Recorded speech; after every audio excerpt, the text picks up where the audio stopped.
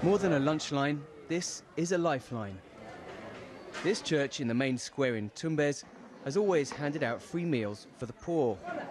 But in the last few months, the lunch queue has grown much longer, filled with Venezuelans fleeing food and medical shortages back home. As a humanitarian crisis sweeps through the region here on the Peruvian border, it's the townspeople who are shouldering the burden. They've prepared lunches for hundreds of Venezuelan migrants with donations from churches and schools. For many, it's the only meal they'll eat today. Most of the migrants are getting by as street vendors, like Karina Leon, who sells homemade cocada, a sweet made from coconut. These lunches are a real help because a lunch costs around $2, and if I'm earning $8 a day, then I'm left with $6. That makes it hard to send any money home.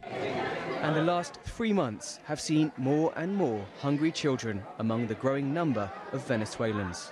We're giving out more than 200 lunches each day. We began with only 50, but in the last 2 weeks we've been handing out at least 150 each day to satisfy the hunger of our fellow Venezuelans. A lot of them are passing through, but others are settling in the city. We know all of them are fleeing a humanitarian crisis. By and large, the people in this small border city have embraced the fleeing Venezuelans. But that help can't continue on goodwill alone. And Peru, along with Ecuador and Colombia, is calling for more international aid to cope with the migrant crisis.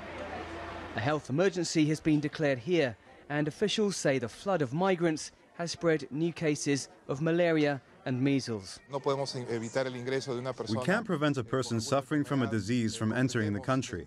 We understand that this is part of the crisis Venezuela is going through, and we're trying to reduce the risk of diseases spreading without interfering with people's movement.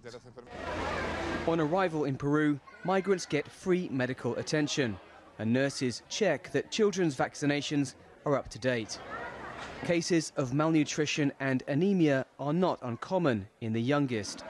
But the chance to eat a free square meal every day is, little by little, making a difference. Dan Collins, CGTN, in Tumbes, Peru.